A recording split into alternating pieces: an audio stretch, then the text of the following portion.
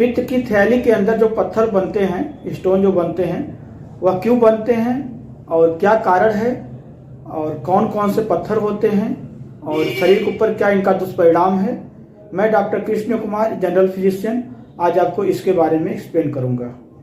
पित्त की थैली की पथरी आज के दिन बहुत ही ज़्यादा कॉमन हो गई है। पॉपुलेशन का लगभग 1% हिस्सा इस प्रॉब्लम से परेशान है, इस प्रॉब्लम से जूझ रहा है। पेट के राइट साइड में अर्थात दाएं साइड में फेफड़ों के ठीक नीचे लीवर होता है और लीवर के ठीक नीचे एक थैलीनुमा संरचना होती है जिसे गॉल ब्लैडर कहते हैं। यह लगभग 7 से 10 सेंटीमीटर का होता है और लीवर जो लिक्विड बनाता है जिसका नाम है बाइल, तो यह बाइल को अपने पास स्टोर करता है और यह स्टोर हुआ बाइल यहीं पर पड़ा रहता है। जब भी आप खाना खाते हैं तो यह एक नली के माध्यम से इंटेस्टाइन में आ जाता है और इंटेस्टाइन में पहुंचने के बाद यह खाने को पचाने का कार्य करता है। खाने के अंदर जो भी फैट और प्रोटीन्स होते हैं उनको यह तोड़ देता है, उनको डाइजेस्ट करा देता है। यह तो हो गया नॉर्मल। अब बात आती है कि पित्त की थैली के अंदर पथरी कहाँ से आ जाती है। गॉल ब्लैडर के अंदर जो बाइल जमा हुआ रहता है, ज़्यादा देर तक उसको वहाँ पर पड़े रहने की वजह से जब बॉडी के अंदर पानी की कमी होती है या तो कोलेस्ट्रॉल बढ़ा होता है या बिलिरुबिन बढ़ी होती है, इन सब कंडीशंस में स्मॉल पार्टिकल्स तली के निचले हिस्से में बैठते रहते हैं और स्टोन का रूप ले लेते हैं।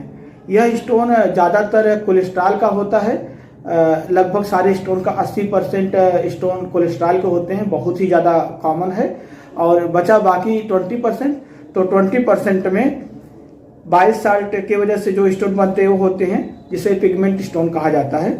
ज़्यादातर लोगों को यह पता ही नहीं होता है कि उनके अंदर स्टोन है और वह जाते हैं किसी और कारण से अल्ट्रासाउंड कराने और रिपोर्ट में पता चलता है कि आपको स्टोन भी है।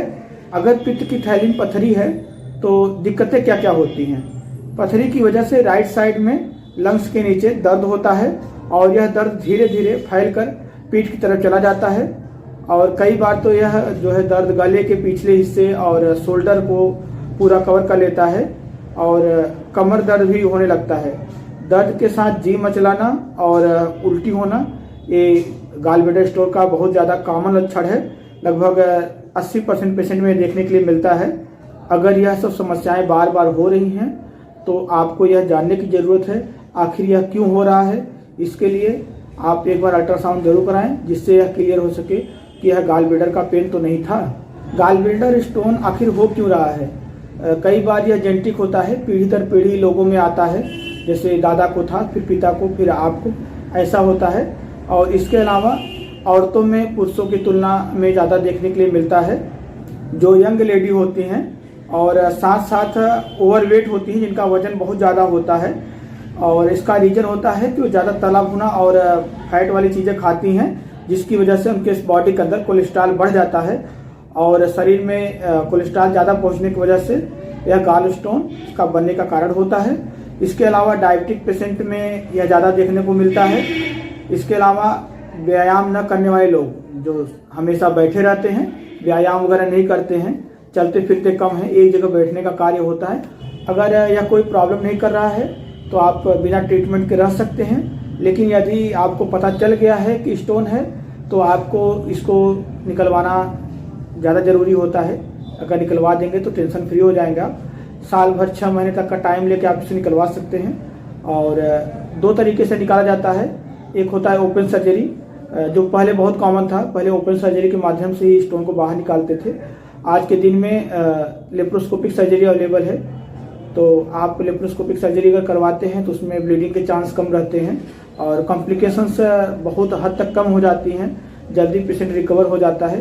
तो इसलिए लेप्रोस्कोपिक सर्जरी ज़्यादा बेटर है ओपन सर्जरी की तुलना में। और जब भी आप सर्जरी करवाइए तो रजिस्टर्ड सर्जन से करवाइए और अच्छे हॉस्पिटल में पूरी सुविधा जहाँ पे अवेलेबल हो। धन्यवाद।